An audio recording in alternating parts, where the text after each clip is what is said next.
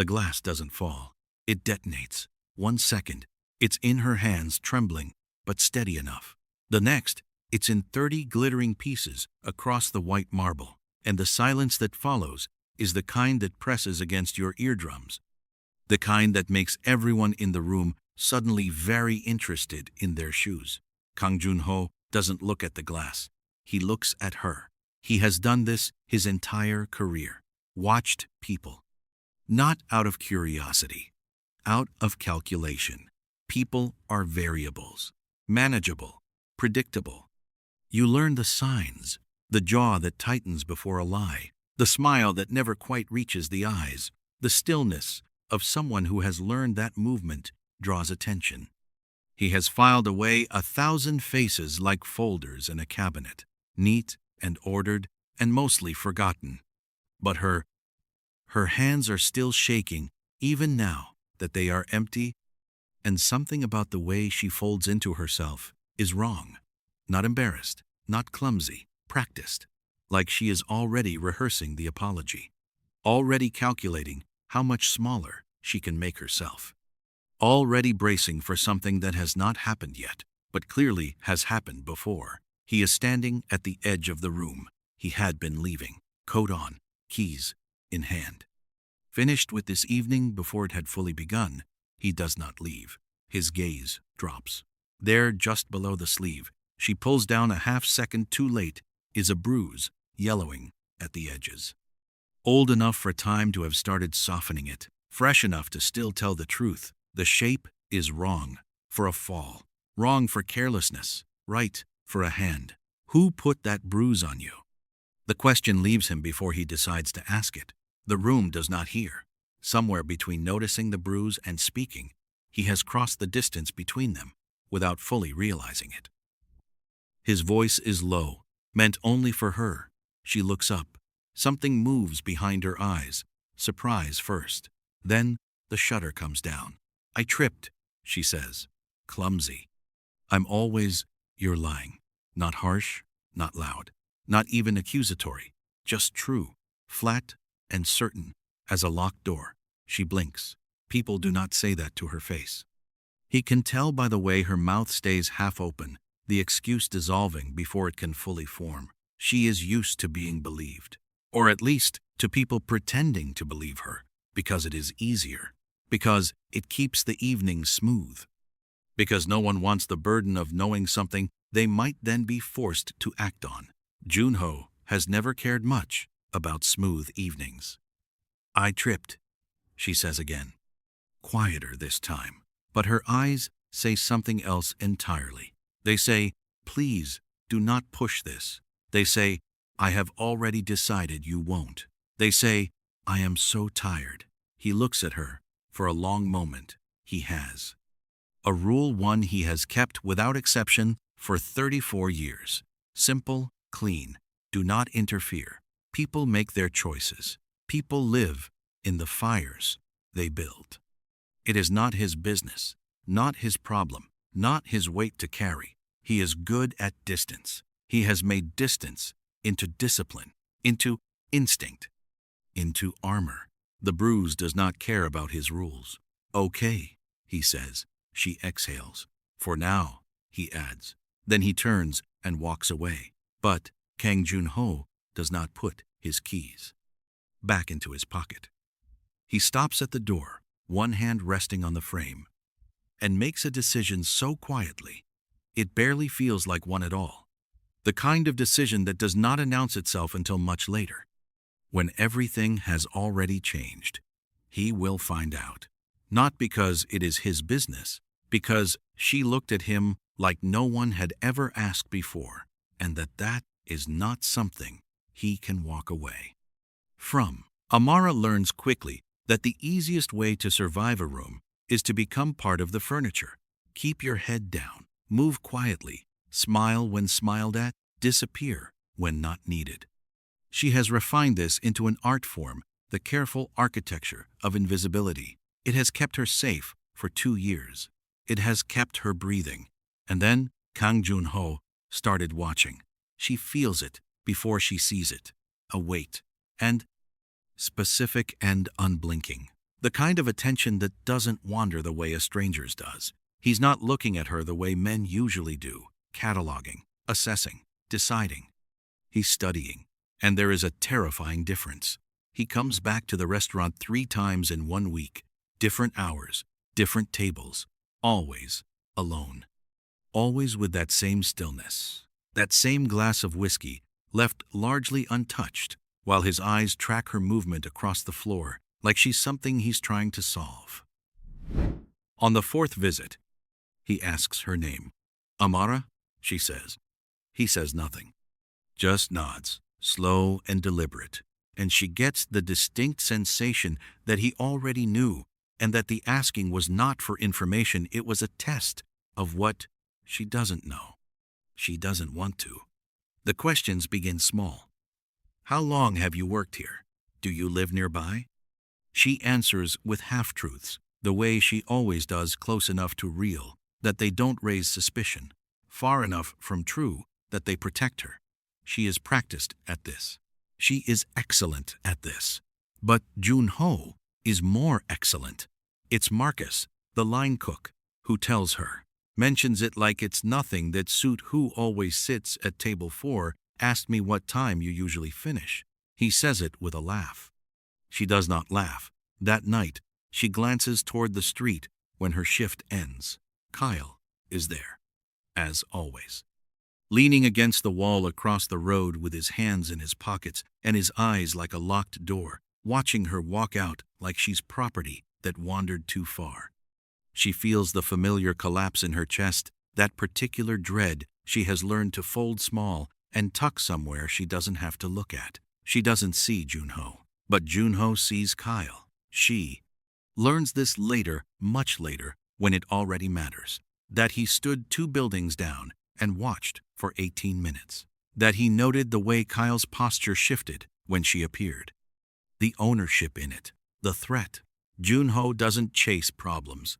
He understands them first, completely, and then he ends them. The shift in him is not dramatic. And there is no declaration, no moment where his jaw sets and his eyes go hard in a way that announces something has changed. It's quieter than that. It's the difference between a man who is observing and a man who has decided. He has decided. From that night forward, he adjusts his routine without announcing it, arriving unannounced, leaving later than necessary, learning the rhythm of the restaurant as thoroughly as he learns everything he intends to protect. Amara doesn't know this yet. She goes home that night the same way she always does, fast, head down, keys between her fingers, counting the steps to her door. She double locks it. She sits on the edge of her bed in the dark and breathes. She tells herself she is safe. She has told herself this lie so many times, it almost sounds true. It's a Thursday when Kyle stops being patient. He has been patient in his way. Patient the way a bruise is patient, sitting under the skin, waiting to surface. But something shifts that Thursday. Maybe he's been drinking longer than usual. Maybe the leash he keeps on his rage finally runs out of length. Maybe he simply decides, the way men like him sometimes do, that waiting is beneath him. He doesn't wait outside that night. He comes in. The restaurant is half empty. Soft hour between dinner rush and close. Amara is clearing table 7 when the door opens and her whole body knows before her eyes do. That particular stillness. The way the room's energy rearranges itself around someone who consumes it. Kyle is drunk, not sloppy. Kyle never gets sloppy. He gets focused. Mean in the precise, surgical way that leaves no marks you can easily explain. "We need to talk," he says, not loudly. He doesn't need volume. "I'm working." Her voice is steady. She has trained it to be. "I didn't ask." His hand closes around her wrist before she can step back hard, deliberate, the grip of a man reminding someone of their size relative to his. She feels the bones compress, feels the old animal fear rise in her throat like floodwater. And then, a voice. Let go of her. Quiet. Absolutely terrifyingly quiet. Joon-Ho stands 6 feet away. He hasn't raised his voice. He hasn't moved aggressively. He is simply there, contained, still, with the particular composure of a man who has never needed volume to be the most dangerous thing in a room. Kyle turns, sizes him up the way bullies do, measuring, dismissing. Mind your business. Joon-Ho looks at him the way you look at something small that doesn't yet understand what it's dealing with. Let go of her, he says again. Same tone, same calm. The repetition somehow worse than escalation. Kyle releases her, but his eyes stay on Joon-Ho, hot, affronted, already calculating. You have no idea who you're talking to. I know exactly who I'm talking to. Joon-Ho takes one step closer. Just one. If you touch her again, you lose your hands. The room holds its breath. Kyle laughs the short, uncertain laugh of a man who wants to project confidence and is finding the ground less solid than expected. Then he looks at Joon-Ho's eyes, really looks. The laugh stops. He leaves. Slowly, because he can't afford to look like he's fleeing, but he leaves. The door closes behind him, and the air returns to the room, and everyone pretends they weren't watching. Amara stands, with her wrist cradled against her chest. Joon-Ho doesn't touch her, doesn't comfort her. He simply turns and looks at her with that dark, assessing gaze, and she realizes, in a way that climbs cold up her spine, that she has just been seen by someone she cannot outrun. Kyle was dangerous the way fire is dangerous, obvious, consuming, predictable. Kang Joon-Ho is dangerous the way depth is dangerous. You don't see it until you're already under. Joon-Ho makes one call. That's all it takes. Kang Joon-Ho. One call to one man who owes him a favor he has never spent, because Joon-Ho has always known that favors, like ammunition, are best saved for the moment they're actually needed. He gives the name. Amara, the restaurant, the city, the approximate age. Then he waits. What comes back 48 hours later is the thing that makes him sit very still at his desk for a long moment, rereading the file with the particular attention of a man who does not believe in coincidence. There is nothing, or rather, there is something, but it begins too recently. A social security number that didn't exist 4 years ago, an address history that starts clean, with no preceding thread. Employment records that begin precisely where a person would begin them if they were starting from scratch, constructing a life the way you'd construct a stage set, convincing at the front, hollow at the back. No childhood, no hometown, no digital footprint before a certain date. It's like Amara was assembled rather than lived. Joon-Ho has seen this before, not often. Twice, perhaps. Once was a man in witness protection. Once was someone who faked their own death, and he'd tracked them anyway, because he was paid to. This is neither of those, he suspects. This is something more personal, more desperate. You don't hollow out your own history for bureaucratic reasons. You do it because the history you had was going to kill you. He closes the file, opens it again. The bruise comes back to him yellowing, old, shaped like a grip. And then Kyle's hand closing around her wrist, and the practiced quality of her fear, like a motion she has performed so many times it has worn grooves. You don't fear something practiced unless it has been practiced on you for a very long time. He should, at this point, make a sensible decision. He has the information. He has identified the threat. He could pass it to someone. There are channels for this. He could step back cleanly, conscience satisfied, distance maintained. He doesn't close the file. He opens a second one. He starts digging deeper. The second search turns up fragments instead of records. An old surveillance, still a partial alias trail.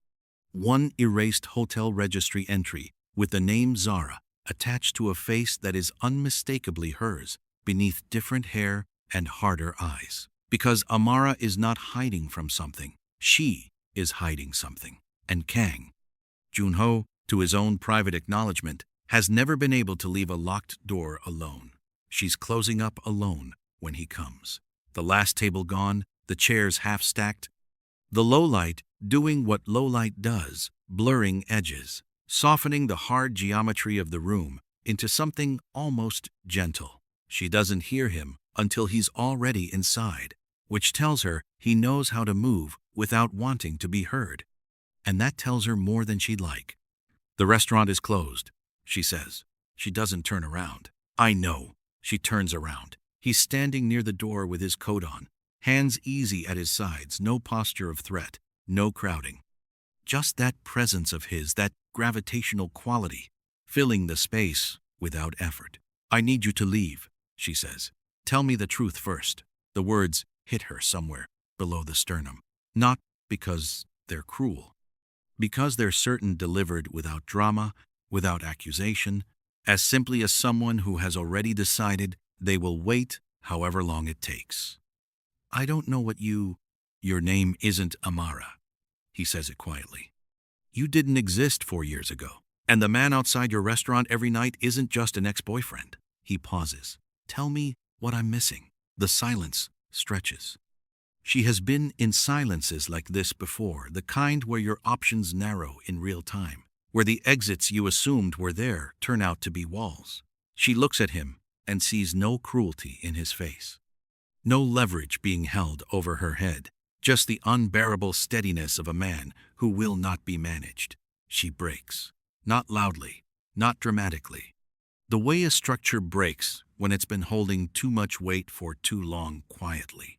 From the inside, the integrity going before the exterior even shows it. My name is Zara, she says. He doesn't react. He already knew or suspected. She can tell by the quality of his stillness. Kyle isn't, she stops, starts again. He isn't just someone I was with. He's the reason I had to stop being who I was. He knows what I used to be. He knows everything, and as long as he does, her voice fractures on the last syllable. She steadies it. I can't be free of him, ever. Joon-Ho looks at her for a long moment. What did you used to be? He asks, and she tells him. She wasn't a waitress. She was a ghost. The kind that moves through expensive rooms, carrying information no one knows she's collecting, wearing borrowed elegance, and a face she'd learned to make unreadable. She was 22 when Kyle found her, or recruited her, or manufactured her, depending on which angle you view it from. The distinctions had felt important once. They stopped mattering when the difference between recruited and owned collapsed. Kyle ran things. She had understood this gradually, which was, by design, you don't show someone the full architecture of a cage until the door is already locked.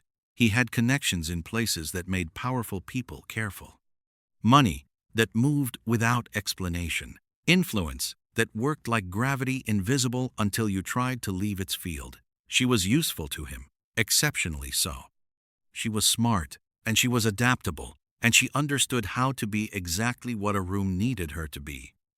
He used this, refined it, pointed it like a weapon at targets she told herself she didn't care about, until the day came when she did, and that was the day everything cracked. Not only because she could move through rooms unnoticed, but because once he had built her into his world, he also knew exactly how to keep her trapped inside it. There had been a man. Not romantic, she is very clear about this, her voice deliberate on the point as though she's corrected the assumption before. A man who was kind to her in a way Kyle's world didn't produce. A witness, really, to something small and incriminating. Kyle had asked her to handle it. She had refused. What followed was not punishment, the way ordinary people understand punishment. It was education, thorough, extended, designed to rearrange her understanding of what she was allowed to want. She ran 8 months later, left behind everything with her name on it. Built Amara out of necessity and determination and the terrible creativity of someone with no other options, moved 3 cities, changed her hair, learned a new walk, a new way of sitting, a new set of mannerisms that didn't belong to who she'd been. Kyle found her anyway. He always finds me, she says. She's not crying. She delivered this whole account with the flat steadiness of someone who has processed it into fact rather than feeling. He doesn't want me back. He just doesn't want me free. There's a difference. Joon-Ho is very still. What does he have on you? He asks. She meets his eyes. Enough, she says, that if it surfaces, I don't just lose this life, I lose any chance at another one. The room is quiet. Somewhere outside, a car passes. Joon-Ho nods, once the nod of a man filing something away, reclassifying it, reorienting around new information with the efficiency of someone built for exactly this. Okay, he says. Okay? Her voice almost breaks on the word. I needed to know what we're dealing with. He stands. Now I do. Joon-Ho doesn't make announcements. He doesn't warn Kyle. Doesn't send a message. Doesn't give the courtesy of a countdown. Because countdowns are for men who want to be seen coming, and Joon-Ho has never needed to be seen. He simply begins. Quietly, surgically, with the unhurried efficiency of someone who knows that visible anger is wasted energy. It starts with the business. Kyle's primary, holding a logistics company that moved things across borders in ways that didn't survive close scrutiny, develops a paper problem, documents that surface in the wrong inboxes, anomalies flagged by people who have been wondering for some time where to look. Joon-Ho simply shows them where to look. Then, the allies. Kyle's network is wide, but networks have dependencies, men who stay loyal only while loyalty is the most profitable option. Joon-Ho identifies the load-bearing ones, applies pressure in places Kyle won't expect, through channels Kyle can't trace. The loyalty begins to migrate, the way water finds lower ground because it always does. Within 3 weeks, Kyle's world is smaller. He can feel it. Joon-Ho knows this because men like Kyle feel the walls before they see them, and feeling them makes them reckless. Kyle makes mistakes, and Joon-Ho records every one. But here is where the calculation changes, where the clean, contained operation develops complications. Kyle is not alone. Joon-Ho's man calls on a Tuesday morning with a tone that carries weight. There are others watching, not Kyle's people. Different. Older money, older interests. He sends names. Joon-Ho reads them twice. He knows 2 of them. These are not local threats. These are not men who can be handled through financial pressure and strategic exposure. These are men who have survived much more deliberate attempts than anything Joon-Ho has deployed. Men whose power is systemic rather than personal, who can absorb losses that would end anyone else and simply continue. He sits with this for a long time. He has not, until this moment, asked himself the question he now cannot avoid. What, exactly, is Zara worth to these people? Not emotionally, not personally, worth in the cold, architectural sense. Because men with that kind of reach don't watch a small drama between a woman and her abuser out of curiosity. They watch because she has something, or she is something. The war he started with, precision and control, has just expanded into territory he didn't map. He does not panic. Panic has never been available to him, but he does recalibrate completely. He comes to her with the names. Before coming to her, he had his people pull everything they could still recover from the wreckage Kyle left behind. Transaction fragments, internal communications, movement logs, enough to build the outline of what Zara had survived and what she had been forced to become inside it. He doesn't soften it. He has learned, in the weeks since she told him who she is, that she prefers the unmediated version of truth, that softening, for Zara, registers not as kindness, but as condescension. She has survived too much to need the edges rounded. She looks at the names on the paper for a very long time. Then she sets it down, carefully. How did you get these? It doesn't matter. What matters is whether you know them. She does. He can see it in the 3 seconds before she answers, the way her face processes, rearranges, settles into something harder than what it was before. The man I told you about, she begins. The one Kyle asked me to handle. He wasn't random. A pause. He was carrying something. I didn't know what at the time. I only knew I wouldn't touch him. What was he carrying? She looks up. Evidence, she says. Against people so far up that the evidence itself, just the existence of it, is enough to destabilize things that have been running for 20 years. He gave it to me before Kyle could get to him, us. 1. I think he knew what was coming, and he needed it somewhere safe. Her voice is very even. Kyle doesn't want me back because I belong to him. He wants me back because I'm the only person who knows where it is. The silence is different now. Fuller. Do you still have it? Joon-Ho asks. Yes.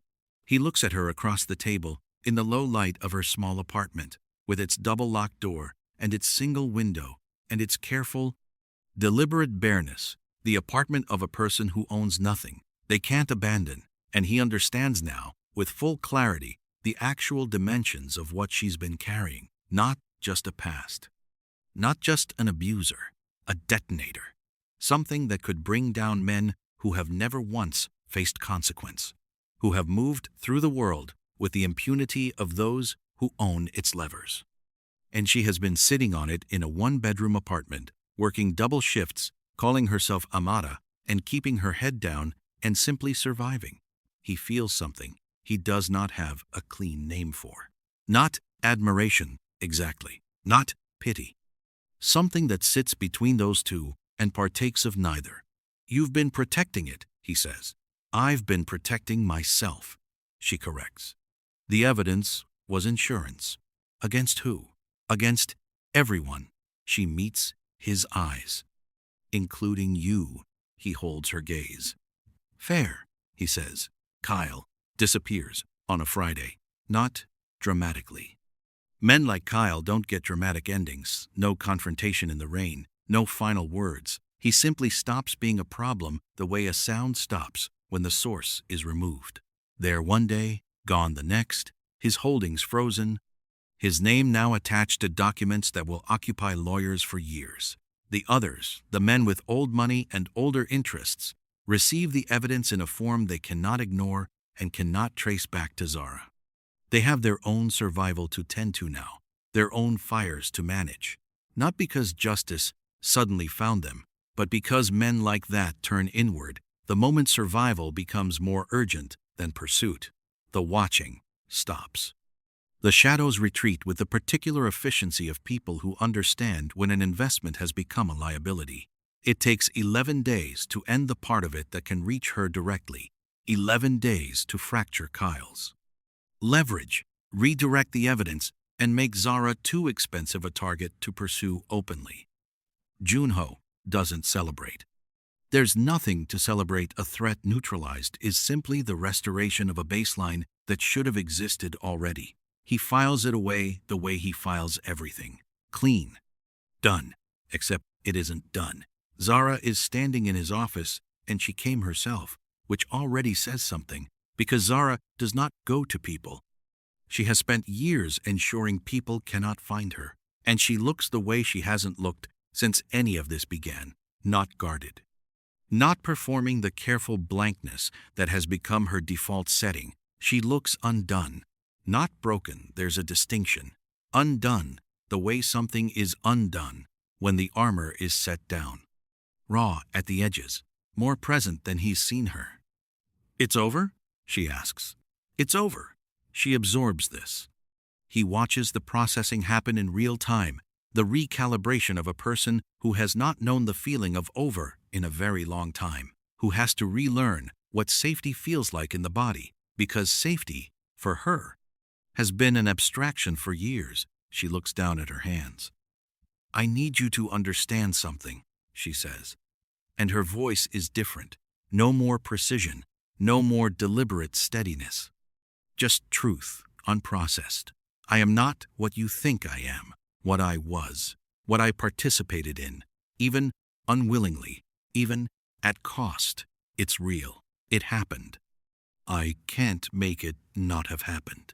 I know. There are parts of this you don't know yet. Parts that would, Zara, her real name, which he uses rarely and deliberately. It stops her. I read the full file. She looks up. All of it, he says. The room is very quiet. Then, you know why you should walk away, she says. And it comes out half challenge, half plea, the words of someone who is offering an exit not because they want it taken, but because they have been hurt enough to need to know whether it will be. Joon-Ho looks at her. He has made every decision in his life with the same cold, clean calculation, profit and loss, risk and return, the elegant mathematics of advantage. He has kept people at distance with the same discipline he brings to everything else, because proximity is a vulnerability, and vulnerability is a liability, and he has never been willing to carry that particular weight. He looks at her now, Zara, standing in his office, with her history fully visible and her hands no longer hiding, and performs no calculation at all. I don't walk away from what's mine, he says. The quiet after this is different from all the quiet before it. Not tense, not loaded, still. She looks at him for a long moment, searching, the way she always searches, for the thing beneath the thing, for the angle, for what this costs. She finds none of it. Just the unbearable, undecorated certainty of a man who has made up his mind, and for the first time in 4 years, Zara does not calculate an exit. She stays exactly where she is, and it feels terrifyingly like the beginning of something she has no map, for something she cannot survive, or cannot survive without. She is not sure, standing there, in the quiet of his presence. Which of those frightens her more? Only that she is done running from both.